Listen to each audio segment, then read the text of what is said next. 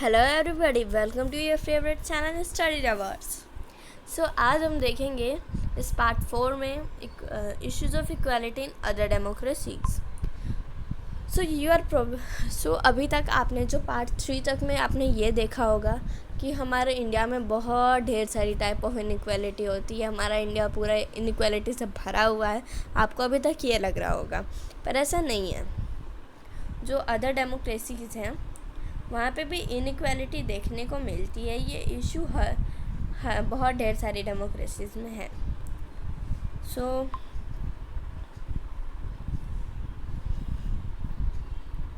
अब हम एक एग्ज़ाम्पल लेंगे यूनाइटेड स्टेट ऑफ अमेरिका का। जो अमेरिका है वो उनके एंसेस्टर्स जो हैं अफ्रीकन अमेरिकन्स, उन्हें वो स्लेव्स जैसा उठा के लाए थे अफ्रीका से काम करवाने के लिए।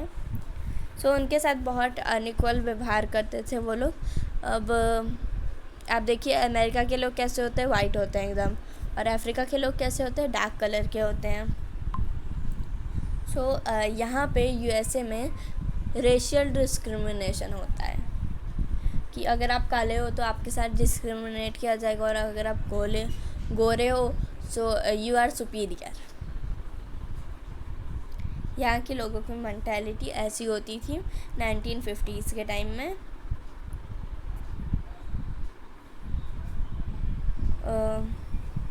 1915 नहीं, 1930s 13 उसके पहले उस समय के टाइम में। अब हम लोग एग्ज़ाम्पल देखते हैं कि वहाँ पे डिस्क्रिमिनेशन किस टाइप से होता था। जैसे कि हमारे यहाँ पे पब्लिक प्लेसेस नहीं छूने दिए जाते थे।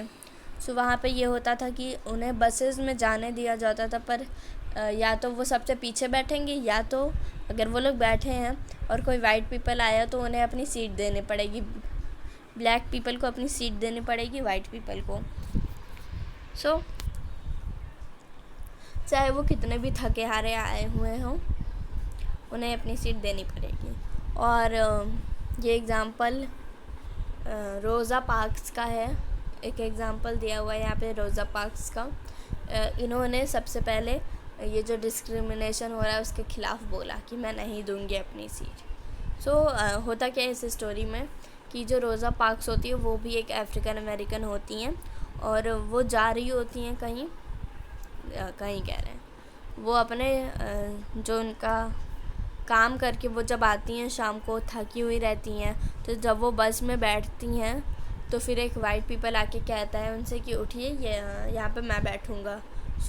1 दिसंबर 1955 को ये डे ऑफ रिफ्यूज़ल होता है, जहाँ पे रोज़ा पार्क्स मना कर देती हैं कि मैं नहीं उठूँगी। अब नेक्स्ट देखते हैं। ये जो अनइक्वल ट्रीटमेंट हो रहा था इसके खिलाफ जो लॉ बना उसे कहते हैं civil rights movement. The civil right act of 1964 prohibited discrimination of basis of race, religion और नेशनली ओरिजिन। ये सारा डिस्क्रिमिनेशन हटा रहा था, बंद किया गया इसमें डिस्क्रिमिनेशन।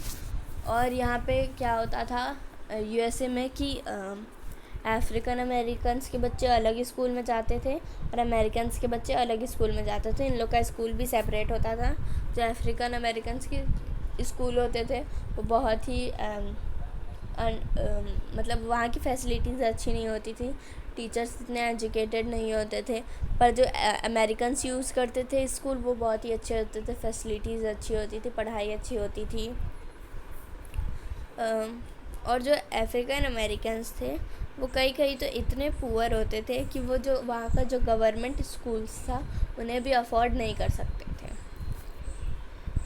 और टीचर्स को कंपेयर किया जाए तो जो वाइट स्टूडेंट के टीचर थे वो बहुत ही अच्छे होते थे, और ब्लैक स्टूडेंट्स के टीचर बेकार होते थे।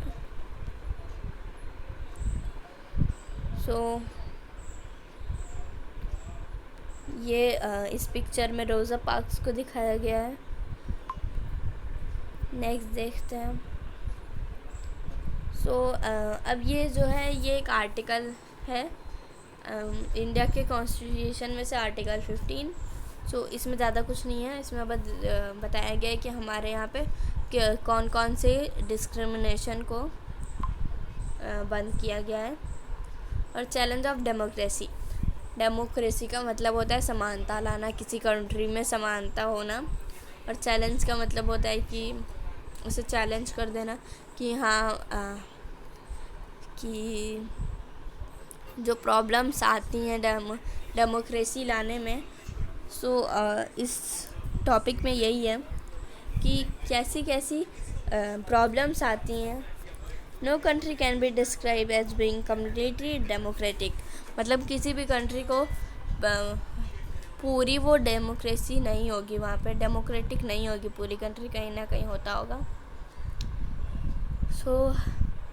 There are always communities and individuals trying to expand the idea of democracy and push for greater recognition of equality on existing as well as new issues. Central to this is struggle for the recognition of all people as equal, for their dignity to be maintained. In this book you will read about how this issue of equality affect various aspects of our daily democratic India. ये जो challenge of democracy है इसमें बस यही बताया गया है कि कई मुश्किलें भी आती हैं, कुछ लोग मना भी करते हैं ऐसे आने से, ठीक। और कई लोग जो हैं, कई कम्युनिटीज़ हैं वो हेल्प कर रही हैं, न्यू आइडियाज़ ला रही हैं इक्वालिटी को लाने के लिए। और इस बुक में आप इसी चीज़ के बारे में पढ़ेंगे कि इक्वालिटी कैसे आती है डेमोक्रेटिक इंडिया में। आगे के चैप्टर्स में आपको देखने को मिलेगा। इस चैप्टर में इतना एक्सप्लेन नहीं किया गया है इसके लिए। यहाँ पे आपका चैप्टर ख़त्म होता है। Thank you for watching the video. और हम लोग ये देख लेते हैं glossary, universal adult franchise. So this is very important aspect of democratic societies. It means that all adults, those who are 18 above, citizens have the right to vote irrespective of their social or economic background. मतलब universal adult franchise जो है ये एक important role play करती है democratic country को लाने में, डेमोक्रेटिक सोसाइटी बनाने में, क्योंकि ये सारे 18 अबव लोगों को वोट करने का अधिकार देती है। ये जो राइट है, ये जो लॉ है, ये फोर्स नहीं करता किसी को कि आप अगर आप इस ट्राइब से बिलोंग करते हो या फिर आप यहाँ से बिलोंग करते हो तो आप वोट नहीं दे सकते। ओके, अब देखते हैं next, dignity. This refers to the thinking of oneself and other person as worthy of respect. जो डिग्निटी है उससे आप समझ सकते हो गौरव टाइप का, ठीक। ये जो है डिग्निटी, ये सोचने पर मजबूर कर देती है कि हमारे क्या रिस्पेक्ट है। ओके, कॉन्स्टिट्यूशन, ये कॉन्स्टिट्यूशन क्या होता है? ये एक डॉक्यूमेंट होती है जिसमें किसी कंट्री के सारे लॉ लिखे हुए होते हैं, सारे लॉ, क्या रूल्स हैं, क्या रेगुलेशंस हैं, और जो नई चीज़ें हो रही होती हैं, जैसे कि जीएसटी लागू होनी है हर जगह, तो वो भी लिखा जाए कि हर जगह जीएसटी लागू होगी।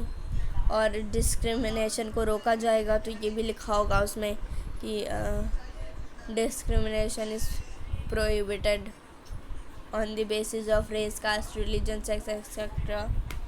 और सिविल राइट्स मूवमेंट, ये जो मूवमेंट है ये यूएसए में स्टार्ट हुआ था 1950s में। ये अफ्रीकन अमेरिकन ने डिमांड किया था इक्वल राइट के लिए। ये क्यों डिमांड किया था? रेशियल डिस्क्रिमिनेशन को रोकने के लिए। Thank you for watching the video. अच्छा लगे तो लाइक कर देना, subscribe my channel. Thank you.